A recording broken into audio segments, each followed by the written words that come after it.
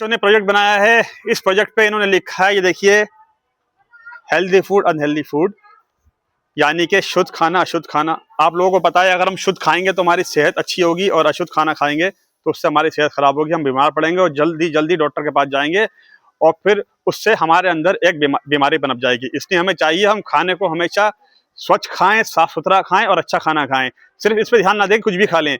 कुछ भी खाने का मतलब ये नहीं है कि आपको ऊपर वाले ने पैदा कर दिया कुछ भी खाएं। कुछ भी खाने का मतलब ये है कि जो भी खाएं वो अच्छा खाएं, हेल्दी खाएं, चाहे कम खाएं, जिससे हमारी सेहत को कोई भी खराबी ना हो, हम बीमार ना पड़े। दूसरा प्रोजेक्ट इन्होंने ये बनाया है, आपने क्या बनाया है, mother, friend, sister, wife, daughter, teacher, lawyer, artist, और नीचे क्या लिखा है इन्होंने, बेटी बचाओ बेटी पढ़ाओ। हाँ, ये बहुत अच्छा टॉपिक है, बेटी बचाओ बेटी पढ़ाओ। हम लोग आजकल क्या करते हैं कि माता पिता ज्यादातर बेटे और बेटी में फर्क करते हैं कि बेटे को सारी सुविधा दी जाती है और बेटी को सुविधा नहीं दी जाती है, कि ये कहा जाता है बेटी बढ़ के क्या करेगी, बेटी पढ़ के क्या करेगी। तो हमारी इस सोच को हमें बदलना चाहिए। आजकल बेटी सब कुछ करती हैं, और हमारी भारत वर्ष की बेटियां टीचर भी हैं, पायलट भी हैं, डॉक्टर भी हैं, सोल्जर भी हैं, आईपीएस भी हैं, इंजीनियर भी हैं, आर्टिस्ट भी हैं, लॉयर भी हैं।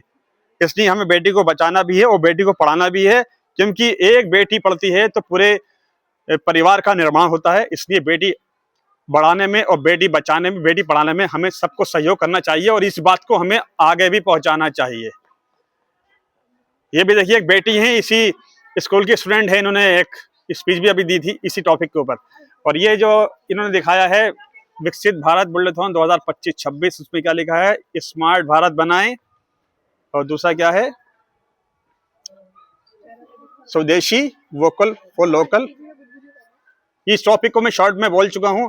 फिलहाल इन लोगों के प्रोजेक्ट दिखाना थे, इन बच्चों ने बनाए हैं, और हम आगे भी उम्मीद करें कि ये बच्चे अच्छे अच्छे प्रोजेक्ट बनाते रहें और एक अच्छे भारत का निर्माण करें, क्योंकि युवा पीढ़ी है, बढ़ती हुई पीढ़ी है, यही आने वाले भारत का भविष्य है। यह आगे बढ़ेंगे और अच्छा सीखेंगे, अच्छा पढ़ेंगे, तो आने वाला भारत हमारा होगा, और हम फिर किसी देश पर निर्भर नहीं रहेंगे, खुद ही अपने देश में चीज बनाएंगे, उसका हम खुद इस्तेमाल कर सकेंगे। इसके साथ मैं इसको यहाँ पर समाप्त करता हूँ। जय हिंद, जय भारत।